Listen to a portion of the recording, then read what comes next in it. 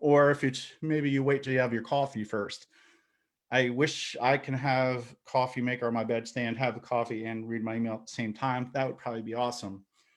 Okay, we got a course. Absolutely. Yes. I'm not seeing, oh, no, I go to social media first, but you are grabbing your phone. So that is something there. Sometimes I get people that say no right away, and I applaud those people that do, because 80% of us check our email within 15 minutes of waking up.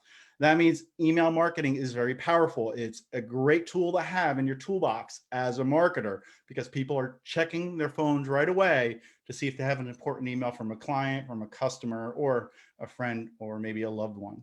Uh, really just depends on what they're looking for first. Why email marketing? Why is email marketing the MVP? Well, it's 40% more effective than other channels such as pay-per-click, social media, and print media. 61% of American workers say that email marketing is very important or essential to what they're doing day in and day out, which means they're in their inbox. And if you're a B2B company, 83% of B2B marketers say email marketing is crucial to doing business, growing their business, and making profits. Email marketing is very effective because 95% of online consumers use email.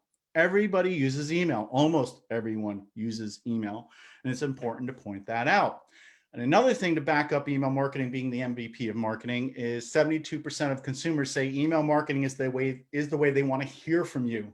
They want you in their inbox. Now, we're going to get into some areas of discussion around, do they want you in their inbox or do they not want you in their inbox? But if you're trusted, you provide valuable information, yes, they will engage with your emails, and that's their preferred method of communication. How many of you are using social media to grow your business? And if so, go ahead, number one, and tell us, yes, you're using social media. Let us know what channels. And this probably is a great way to start networking. Drop some links in the chat of your properties, your Facebook page, your LinkedIn page. Go ahead and drop those in. And folks, check them out. Go back through, and I'll save the chat later, and I'll check out what you guys are doing on social media. We got Instagram, we got Facebook, we got a whole bunch of other options in here. I want to see if anybody's on TikTok. I'm on TikTok. I've been dabbling with that because it's a very popular channel right now, and I encourage you to do that. Okay, so if somebody is on TikTok, awesome. That's Leah. Awesome. Let me know how you're doing there. If you got any tips for me, let me know. I could always try to give you tips that I found to be successful, but we're here to talk about email marketing, but we need to take a step back and talk about social media, because social media is very hard to measure. 44% of CMOs say that they haven't been able to measure the success of social media. And 55% of marketing agencies say that they cannot really accurately measure social media campaigns. They can do it somewhat. There's a lot of talk about measuring for success, especially if you have a budget and you're saying, I only want to spend X amount of money. The greatest thing is email marketing is measurable. You can say, I spent this much money this month. I've had this many opens and this many conversions. Yes, you can track how many conversions you have if you're using Google Analytics or other tracking software. But we live in a social media world. Hashtag this, hashtag that, tweet hashtags, likes, and memes. Oh my. Why email marketing, and what is so important about email marketing? I want to take a step back and talk about today's consumer, because it's not just a consumer these days, they're empowered consumers. We all have mobile devices. We're able to go and get information whenever we want to, wherever we want to. We can hop on Facebook and say, I'm looking for a new dentist. I'm new to the area. Can you recommend one? Hey, I'm looking for a cheap alternative to X. We know how to get all of this information. We're smart. We know how to do it, where to do it, and how to get the best deals on what we're looking to buy or who we're looking to do business with. And of course, consumers are very vocal. They could go on Yelp, they could go on Facebook, they could go on Google, and they can give you positive or a negative review. You want to help cultivate what they're saying about you by driving content that matters, and that is through social and email marketing. Consumers will be committed to you as long as you provide them value and a good price. They're going to come back and do some repeat purchases if you allow for that, or they'll recommend you to other people. We're global. We can do business anywhere. I could buy gifts for people over in Europe, or I can look up information about a vacation in South America if I want to. No longer do we have boundaries when it comes to different countries. We're also concerned. This is something I started talking about recently with the pandemic last year and moving into this year. A lot of people are concerned. They're concerned about their health, they're concerned about their job, and they're just concerned about the future. What's going to happen in the next 3, 6, 9, 12 months from now when it comes to consumerism, when it comes to my business or my friends and family? Keep that in mind when you're creating your marketing content, that today's consumer is more empowered than ever. And the next question you probably have on your mind is, how do you market to the empowered consumer? How do we get in front of them? Well, what you want to do is give them what they want, where they want it.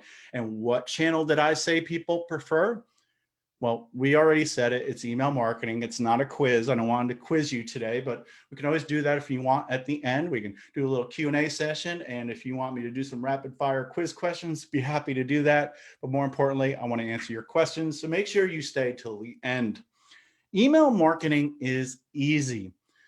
Pretty much what happens is you have a structure and it does not change rapidly. When you learn how to use email marketing, for the most part, it's not changing in a rapid fashion, and you're able to develop that learning curve so quickly and just get things out the door and start seeing those rewards.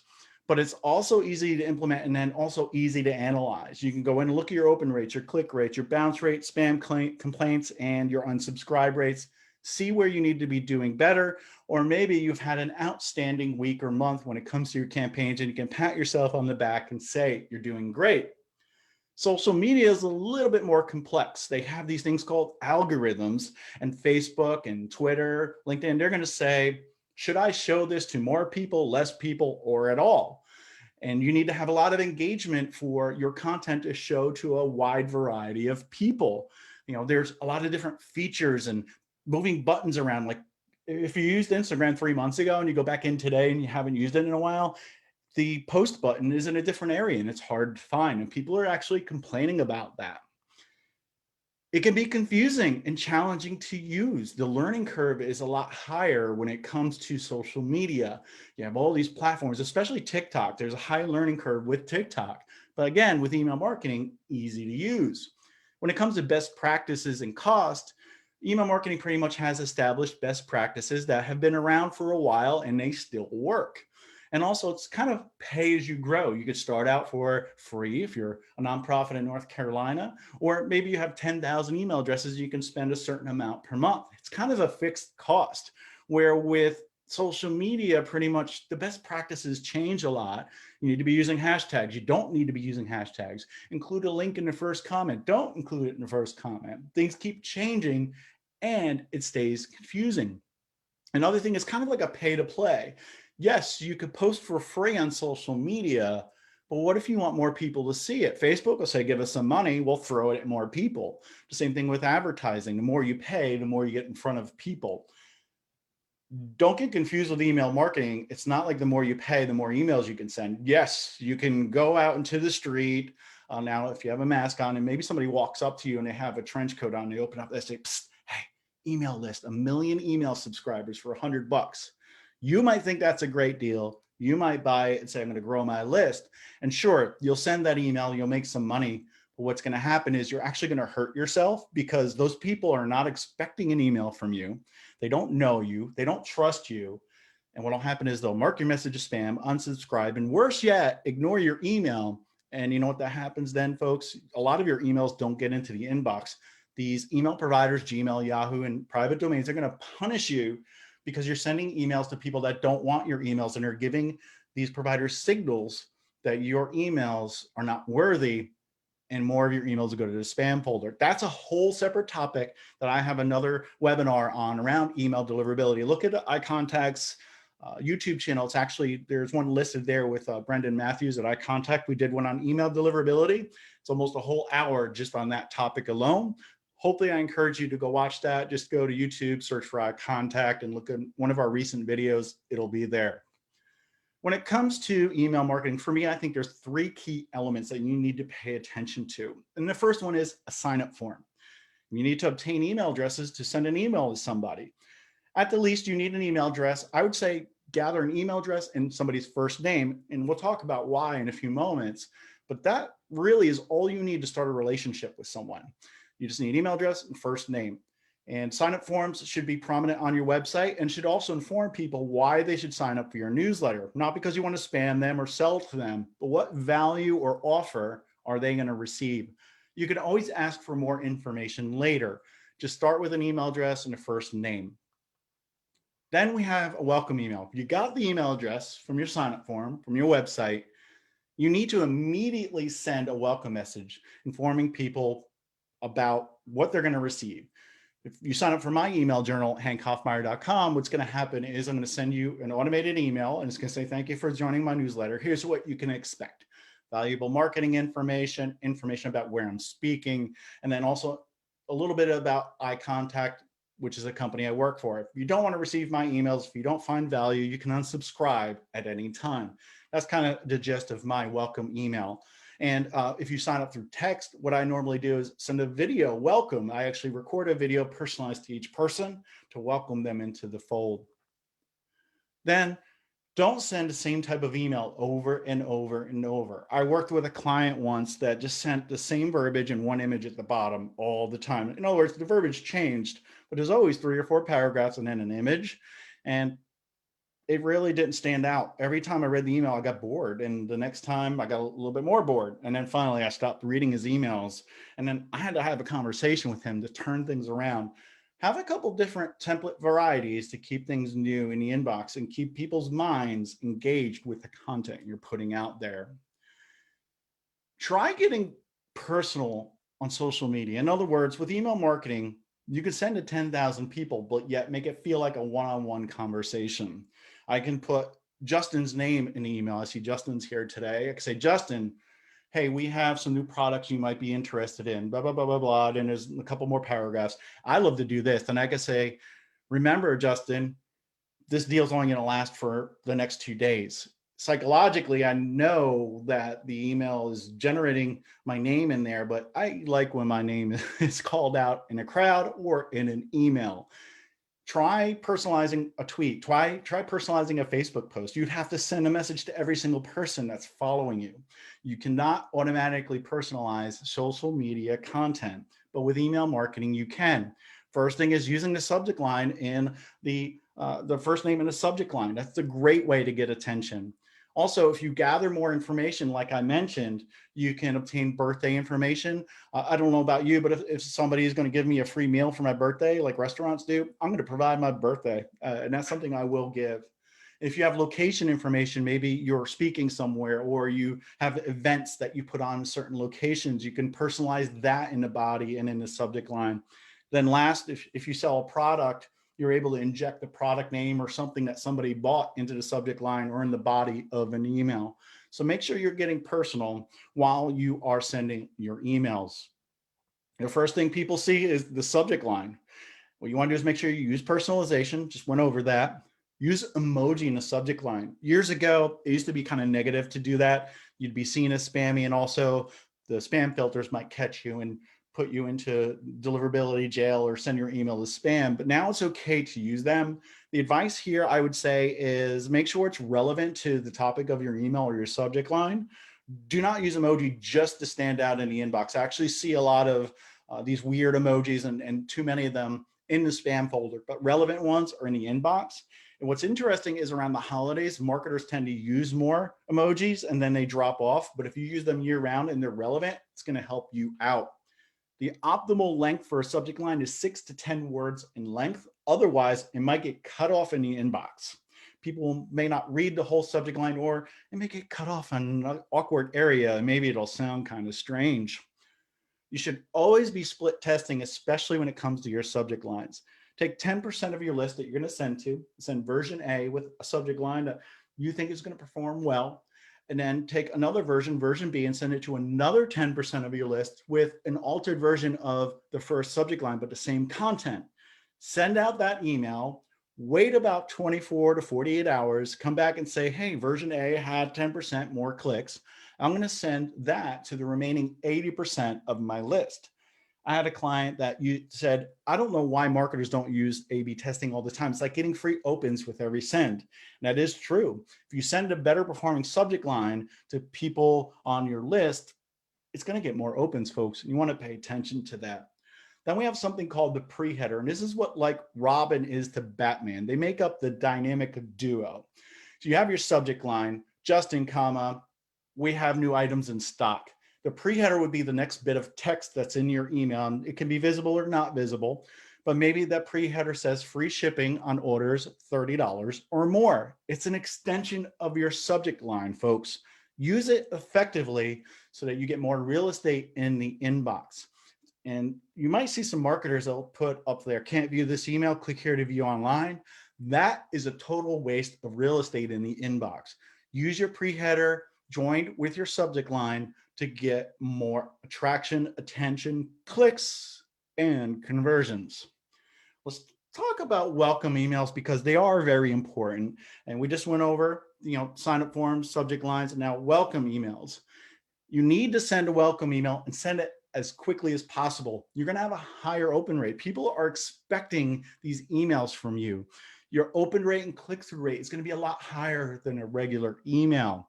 74% of consumers expect a welcome email. I went to a well-known sporting goods company, and right on their front door, they had this sticker pasted there, 10% off in store, sign up for our newsletter. What did I do? Signed up for the newsletter. What did I not get? The email. I got it 3 days later. Tell you what, folks, I walked out of that store because I didn't get the coupon. I knew I could get it cheaper somewhere else. It was worth me going 3 miles down the road to get something cheaper because they did not do something they said they were going to do. And it's partially because, I'm in email marketing and I expected something and I was testing what they were doing. That made me make that decision a little bit easier. Again, click-through rate should be about an average of 26% when you have a welcome email, and they're 56% more effective than your standard newsletters. Welcome emails are crucial, folks. So let's look at a couple of examples. No More Rack here says they'll give you $10 off when you spend $30. They tell you, hey, welcome, and here's how it works when you sign up for our newsletter. Here's some deals of the day. And then I like how they add the little thank you from the CEO. Sur La Table is giving you free shipping, again, general welcome email. And I like pre-pandemic, what they're trying to do is drive people into the brick and mortar stores for their workshops, which is a great added benefit. And then I just shared Airbnb because it's just simple, plain, and it just says, here's how you get started when you start with Airbnb. Add a profile photo, verify your information, and then find a place to stay. Automation is not only for social. How many of you automate your social media posts? In the chat, let me know if you use like Hootsuite, if you use Buffer. I actually use both of those, but I use a tool called Loomly because not only is it really cool to use because they have a lot of great features, but it allows me to send the social media content or calendars to clients and let them approve or not approve, add comments and edit it themselves. So I see Hootsuite in there, great. And I love all about free birthday emails. I love getting free meals. My birthday was on December 27th. So I think it was a free meal at a restaurant and a free Starbucks coffee. I remember Starbucks used to give you a coupon that you can use whenever you wanted to, a certain time frame around your birthday, but now it has to be on your birthday. So I have to go to Starbucks on my birthday. All right, let's talk about marketing automation when it comes to email, because what we want to do is make sure that you are sending the right message to the right person at the right time, or what I like to say is convincing the right people to need what you provide at the right time. A lot of providers, including iContact, have automation built in, and if you're not using it, you're wasting time.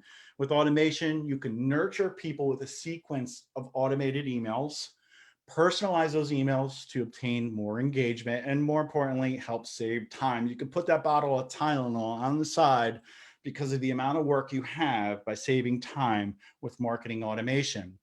Let's talk about some ideas. You can automate that welcome email. If you want to be simplistic enough, as soon as somebody's added to a list, especially from a sign-up form, you can just say, send this welcome email right away. You can even wait 5 minutes if you want to. You can have a nurture series, a series of emails that go out over time to get people interested in what you do and engage with you and hopefully do business with you. And you can also use automation to trigger emails or update information when something happens or not happens. Maybe somebody opens an email, you can say, if they open this email, send this other email. If they don't open this email, let's send the same version 3 days later with a different subject line to get them to open again, because maybe they're one of those people that don't open their email as soon as they wake up in the morning. A simple example would be on day 0 or right away, send that welcome message. The next one would be your about us. Hey, here's who we are. Here's what we stand for. Here's what we do in the community. Here's links to our support pages or our return policy, whatever you want. And then day 3 is going to kind of be that emotional appeal, right? That's going to be the, hey, here's why you should work with us. Here's why we're different from our competitors. Work with us. And then day 7 is where you beg for the purchase. It's where you say, please buy for me. No, I'm just kidding. That's where you probably put the incentive or a stronger incentive. If you have not read the book by Gary Vaynerchuk, Jab, Jab, Jab, Right Hook, highly recommend that. Basically, it's value, value, value, ask for the sale. It's kind of like a bank analogy. What you want to do is be putting more deposits through valuable information in your email and then make the withdrawal. Because if you keep trying to make withdrawals, what happens? You overdraft and people do not trust you. And then your email falls on deaf ears. Let's talk about segmentation. Segmentation is a filtered view of your email subscriber list, contact list, whatever you want to call it. In other words, if I had everybody's email address and first name that's on this call today, and I wanted to get your location information, if I asked you where you're from and you'd say Raleigh, Cary, Garner, and I would take that and put it into my database, I could say, I want to target everybody that's in Raleigh because of a certain situation. Maybe I'm speaking in Raleigh. I know I can probably target everyone else, but if I want to send a specific email to people in Raleigh, I can, and that's called segmentation. According to the DMA, the Digital Marketing Association, there's a certain percentage of increase in ROI or revenue that you can get when you use segmentation. Now, this is quiz time, folks. I want you to guess, what do you think that percentage is? So go ahead in the chat, go ahead and let me know, how much increase in email revenue do you think you would obtain if you used email segmentation? 50%, 65%, 40%. All right, let's try triple digits. This always happens. Nobody starts with triple digits.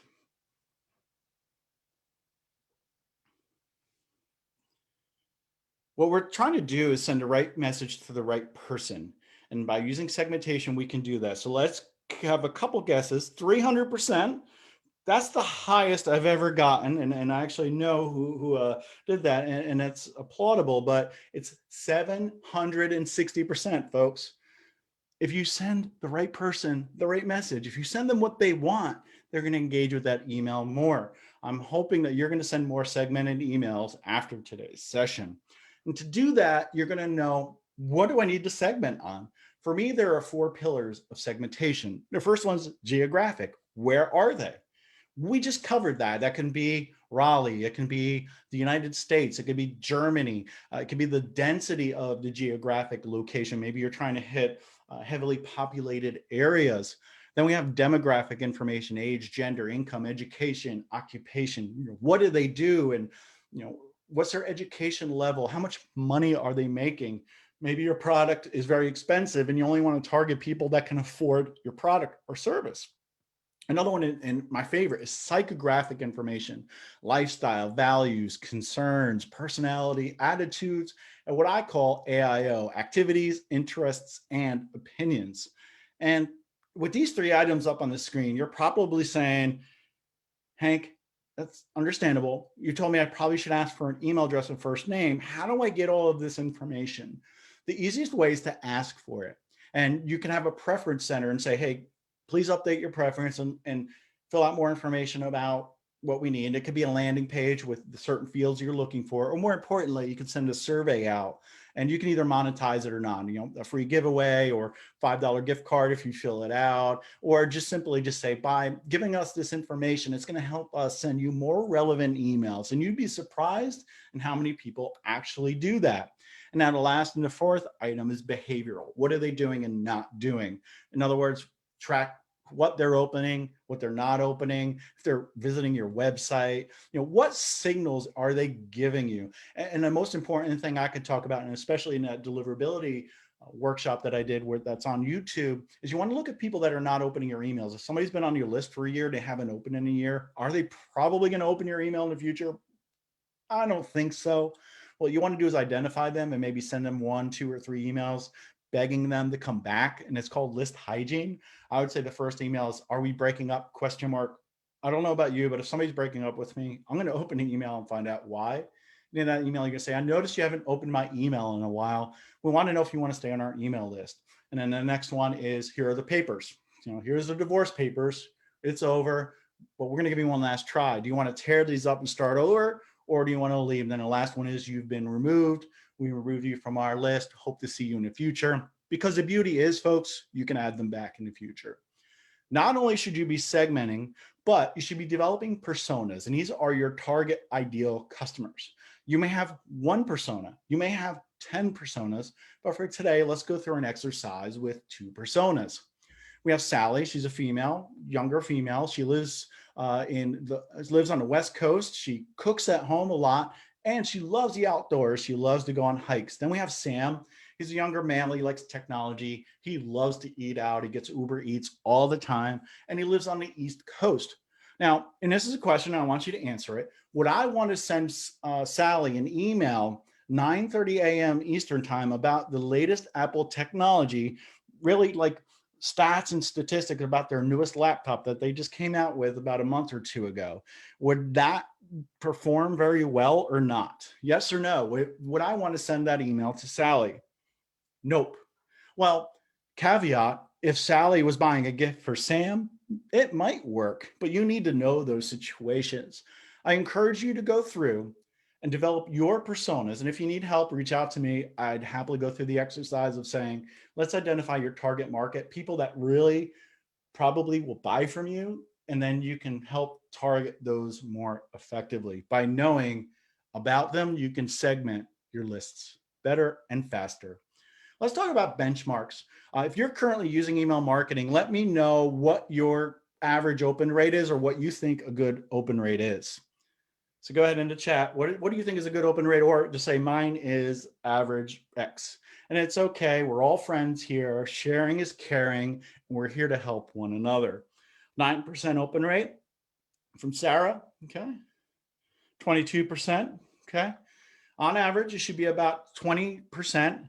And Soretta, we need to take a look at your stats and find out how we can tell how your emails are doing, because you have no idea what your open rate is. But average is 20%. Click rate should be about a 5%. Unsubscribes are people that no longer want your emails, 0.5%. That means 5 per 1,000. Bounces, less than 1%. Those are invalid email addresses. And spam complaints, which is not on this slide, that should be about a 1 per 1,000. And when I say 1 per 1,000 for unsubscribes and for spam complaints, that is actually per email provider. Like for Gmail, it'd be 1 per 1,000 there. And with Yahoo, 1 per 1,000 there. You have to break that out. If you're looking for industry-specific metrics, go to smartinsights.com and just search for industry-specific email marketing benchmarks, and it'll bring you to the right page, and you can kind of look at what industry you're in and see where you're supposed to be. But these are good and healthy averages. Email marketing is also cross-channel. You can use it in conjunction with your other platforms. It basically fits into whatever you're doing. It's a team player. When it comes to being an MVP, I don't think you could be an MVP if you're not a team player. What you could do is use links to drive people back to your website or a landing page to fill out a form. If you run ads, you can try to obtain the email address from those people that do not immediately convert. And you can also participate in online groups and get into the discussion and gain some visibility and get people to sign up for your email newsletters. And here's a pro tip if you're on Instagram, and I asked before, I saw a majority of you were on Instagram. Use a tool called Linktree, and that's where you put the Linktree link in your bio, and it's kind of like a mini website. Instead of just having one and always changing it out, you can kind of build a little landing page that comes up in Instagram where you can log to your blog, you can log to link to YouTube or whatever you want to link to in there, and you can use multiple items. Little pro tip for you there. What you can do is add social media channels to your emails and encourage people to follow you there and tell them what they're going to see and maybe what they're missing out on. It's a great way to showcase what you're doing on social media by putting it in your email. You can even add some samples into your email to show them the content. So get social and email, tell folks how and why, and give them some samples. Orange is the New Black does a great job here promoting their channels. I love how they're doing that. And then we have Jewel Mint. They're running a contest and using social media, and they're announcing it via email. And then Envision is using the tweet this link. Don't be afraid to use tweet this in your email so that more people can be introduced to your email newsletter. It's a great way to get more visibility. Email Divine Conference, they have a tweet this, and they have a Twitter feed in there. They embedded their Twitter feed in the email. Seamless has a tweet this, and then Habitat is asking folks to follow them on social media, pretty much on Facebook. I love this email. It's very captivating to your eyeballs, and you look at it and you want to engage with it. I went over and followed them. I don't know if it was from this email or not, but I know I follow them. You can add blog content to your emails as well to get more readers. Hey, in our latest blog post, and here's a sample or just a link to it, Email Monks and Astro do a great job of promoting blogs in their email. And these are just two ways of doing that. Don't forget to use pop-up or pop-over forms in your email and have a call to action as to why people might want to sign up for your emails. Be careful with the pop-ups, because if you kind of fill most or all of the page, especially on mobile, Google's going to ding your SEO. In other words, you may not be found online as much as you want to because you're covering up most of the content with that pop-up. I like to use exit intent technology. If you go to my website, hankhoffmeyer.com, and you browse around, you're going to get to know me and what I do. But then once you go to leave and close that tab or go to a different URL, what's going to happen is you're going to get that pop-up. Hey, before you go, you want to sign up for my newsletter. I think that gets people on your page. They learn about what you do, and then they can decide if they want to be on your newsletter list. If you have a blog, and you do, number one, let me know in the chat. Number two, link to it so we can all find it. But don't forget to do RSS to email. Every time you have a new post, it could get pushed to your email platform and sent out the door so people can know about it, engage with it, and read it. Another great thing to use is something called Facebook audiences. So you have these folks in your email platform. Let's use the example of people who haven't opened in 6 months. You have people that have been on your email list for 6 months that haven't opened your email. What you could do is take that list and upload that to Facebook and use that as either a custom audience or a lookalike audience. Well, custom audience would be, hey, I want to serve these people an ad because they haven't opened my email in 6 months.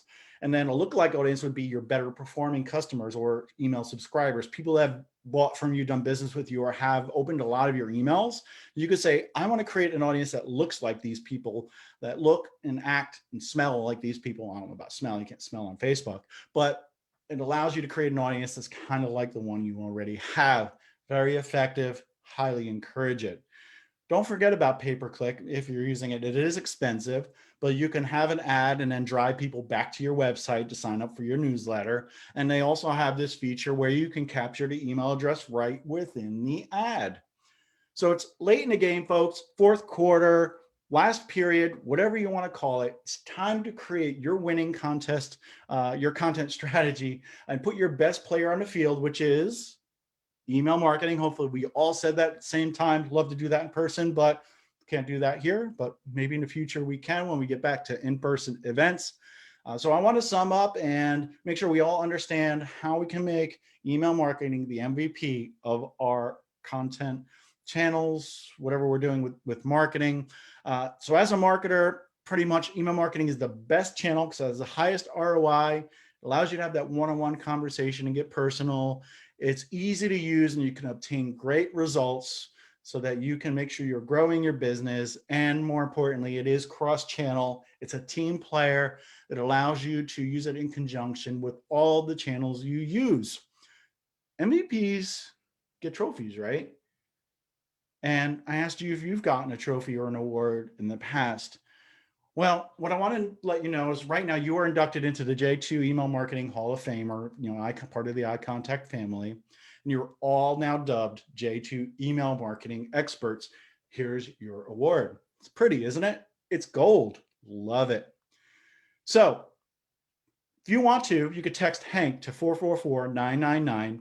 You're going to sign up for my journal. So that's if you want to sign up, you could do that. You'll get my welcome email and you'll hear from me once a month. It's at 6:30 a.m. on the first of every month, pretty much. So in other words, if you want my email, you're going to find it. If not, let it get buried in your inbox and then I'll remove you at some point.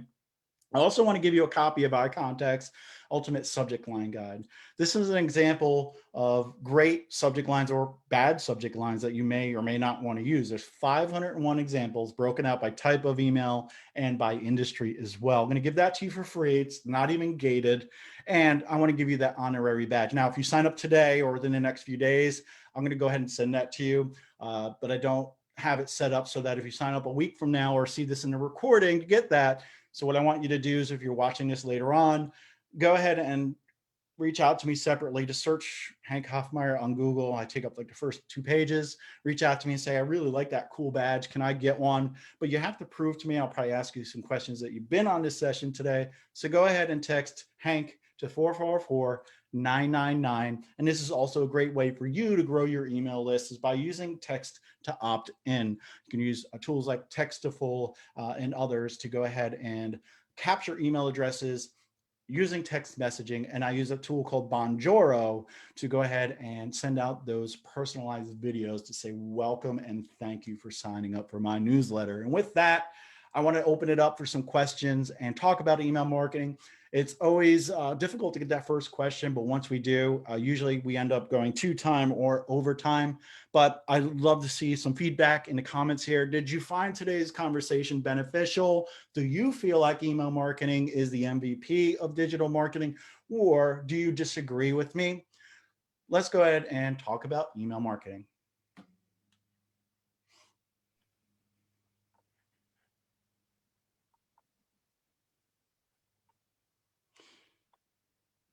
Are we allowed to just ask? Yeah, I think so. Yeah, as long as unmute okay. yourself, go ahead and ask. This is a group session here. It's kind of like networking. I do have one here. It says they use eye contact. Does their package include client support? Yes, phone, email, and chat support. But let's go ahead and open it up for questions. I'll go. My name's Leah. So I think that my biggest thing with email marketing is I understand the importance, but it's almost so I've put so much anxiety on it has to be the perfect email that I'm overthinking everything. How can I step away from overthinking my emails? Right. Another talk, I have a slide that talks about, it's you, it's not me. And it's like a cat meme. And marketers always think what they have to say is important. And it doesn't matter what the subscriber wants. And it looks like you're on the other side of the fence. You want things to be perfect. So you need to look at your audience and what they want. Now, if you don't have a lot of insight into your audience, you can try to do a best guess. If not, if you have this data, it matters what you do. What do you do? What do you sell? Or what service do you have? I've got 2 companies. I'm a professional development coach, and then I also am yoga with Living Wild, where I do lifestyle yoga training and all that. Both very similar in one aspect is you're helping people do something.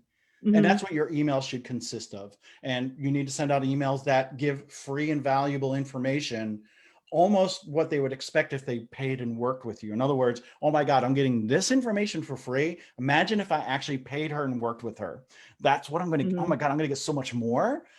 So as a consultant and whatever word you want to use for both of what you do, the more value you put in those emails, the better. In other words, you shouldn't be asking for the sale, or maybe it could be a small blurb at the bottom. Do you want to have a session with me? Click here to book or call me here. But a majority, 80, 90% of that content needs to be something helpful. Here's how you develop yourself into a better person. Here's how you relax more and get better sleep. Just keep providing that free content and drive people to more of your content, whether it's blog, podcast, website, and then everybody these days has that free introductory call, right? But how can you make that introductory call better? Mm-hmm. By having a call with me, you're going to walk away with 1, 2, and 3. Right. It could, because some people say, once I get on, I know they're going to try to sell me, et cetera, et cetera. But if you say the free call includes this, and you're going to walk away with 1, 2, and 3, my light version of the blueprint on how to X, et cetera, how to instantly stop or start doing this and another thing, and make sure you back that up. with what you're doing. Does that help? Yeah, very much. Thank you. And the only thing you really want to look for is just read it. Just make sure to say, does this make sense? Does it offer value? And more importantly, are there any mistakes? But we've seen a lot of clients that send oops emails after the fact. And that's another debate. If you have an oops, should you correct it or should you not? Obviously, if it's a price oops, you definitely want to send it back out. But if it's something small, they say probably not. So I would just say, just make sure it makes sense, provides value, and has no glaring mistakes.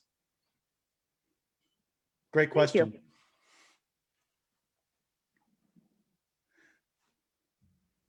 Anyone else? I saw a lot of people looking at the screen, and I see a lot of squares with names. It's a lot of people. There has to be another question. Hank, there's quite a few questions in the chat box here.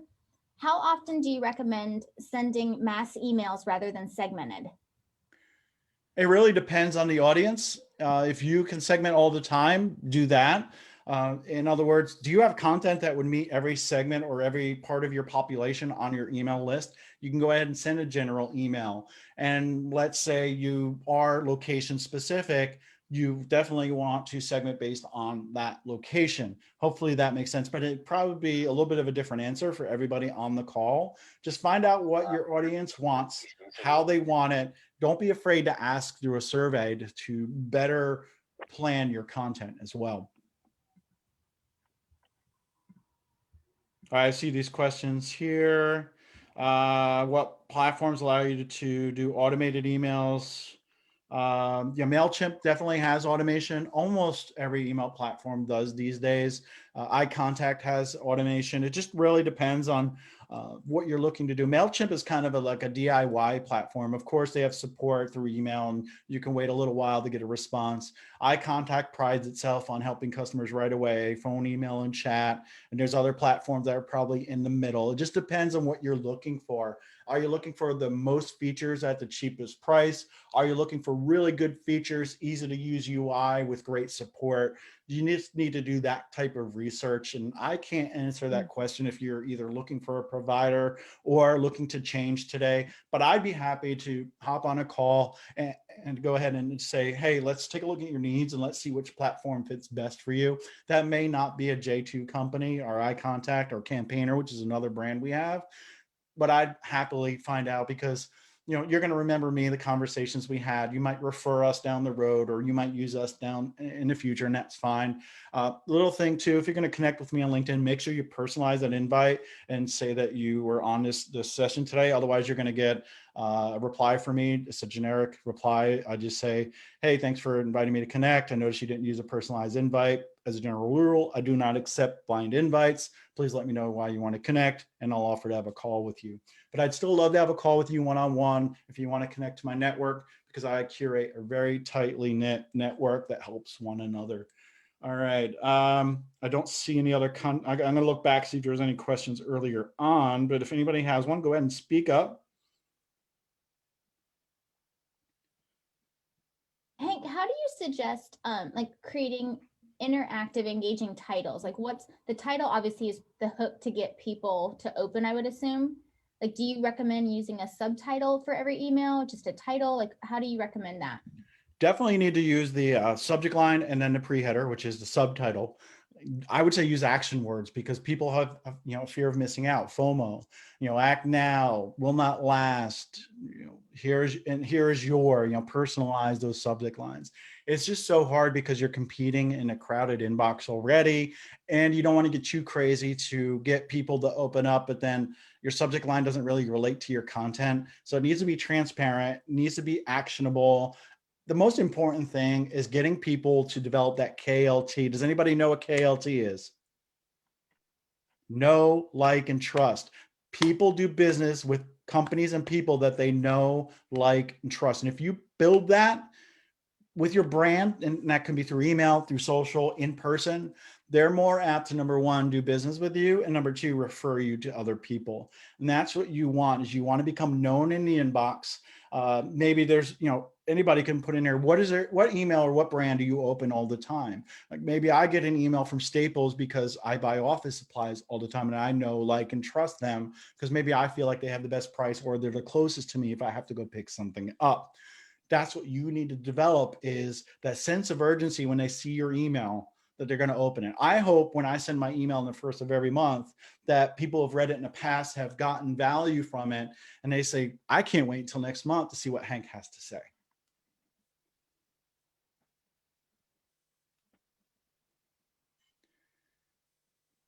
What time do we run to? The top of the hour, 11? Yes, it does. Okay. And I'm wondering, Hank, the last thing I'm wondering is when you're going through list health, do you ever recommend that people one by one delete people that haven't opened or engaged for a while, or do it as a group, or how do you recommend updating your list health? There should be a separate award or medal for people that automatically delete people that haven't opened in, say, a year and been on a list for a year. But marketers are very hesitant to remove people from their list. They always think the number is the greatest. To me, it's not how many subscribers you have, but it should be how many active subscribers you have, how many engaged subscribers you have. At a minimum, you need to look at people that have been on your list for a year, haven't opened in a year. Now, if you're just starting out, you're not going to have all that data. But you might want to do it at a 6-month period, and your frequency should determine that. If you're sending once a month, looking at your list hygiene every year is good, once a year. Or if you're sending every week, 6 months is a good benchmark to look at. But the faster you can get them off, the more you're going to improve your email deliverability. Because the thing is, they can come back. You might have a lot of looky-loos, or people that sign up just because they got a coupon, or maybe they were looking for a gift for someone, or they were interested but they then became disinterested. It's better off to remove them from your list to make sure you only have engaged people. And in the deliverability webinar, I talk about how when you send an email, it's being graded. It's kind of like a credit score. And I always use Gmail as the example. If you send to 100 Gmail subscribers, Gmail's looking at how many people are engaging with that email with positive signals. And I always ask those in the chat, and negative too. Positive will be opening, clicking, marking as important, doing something called TINs. This is not spam. If they go into their spam folder and say this is not spam, that is a high form of engagement. Then you have your negative aspects. That's your unsubscribe, your bounce, your spam complaints and unsubscribes. And there's one everybody always misses: ignoring your emails. Because if you send to 100 Gmail subscribers and only 40% of them are engaging, and the other 60% are doing those negative things, or let's just say ignoring your email, Gmail is going to say most times that you're an irrelevant sender, and they're going to send the majority of your emails to spam, especially folks that sign up new. Now you might say, well, people are still opening my email. Yes, people that have been engaged and are highly engaged with your emails will continue to get it in the inbox, but everyone else is going to suffer. That's why you need to curate an engaged list of email subscribers. Great questions. What is the best way to keep distribution email lists up to date? Depends on what you mean by up to date, Kevin, but it can be asking for more information through surveys or updating their profile, or it could be looking at what they're doing and not doing. You just want to look at that data, find out who's engaged, who's not, do those re-engagement campaigns or just delete them. And then also keep asking them questions and try to get people to interact with you. And it's always interesting to say, hey, if you're reading my email, can you come over to our Facebook page and drop us a like and then comment on something so I know you're active. It's interesting to see. I know it's a small percentage, but people do tend to do what they're asked to do. From a deliverability perspective, continuing to send email to recipients who don't engage can cause your future emails to land in spam junk folder for more than just an unengaged subscriber. That was from Justin. That's kind of reiterating what I just said.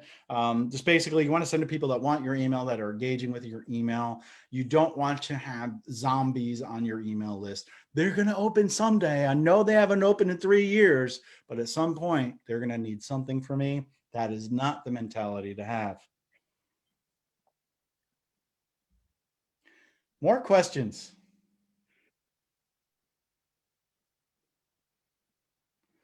Well, I hope everybody has a great 2021. I hope you find that email marketing is the MVP of marketing and that you're going to use it more, double down on it. You are going to reach out for help. And more importantly, you're going to find an accountability partner.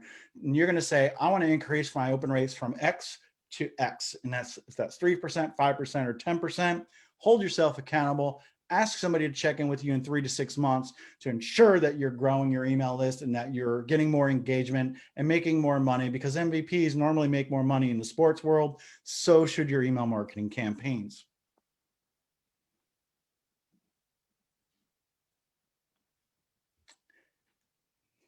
Got a quiet group here. All right, I appreciate all the thanks early on and now. And I definitely want to save this chat, so I think I need to do that. All right, so stop share. Thank you, Hank. This was really, really helpful. And thank you from all of us for doing this. And I'm sure all of us will probably think of more questions later. And when we get into the nuts and bolts, trying to figure out how to do it, I know I've signed up for your email list. So I'm excited to kind of learn more from you. And I know that I've got so much to learn about email marketing. Awesome. I'm just going to save the chat so I have it. Awesome. But I appreciate everybody being here, those who stayed, and hope you found some value today, and hope to see your emails out in the wild. Bye, everybody. Thanks again, Hank. You're welcome.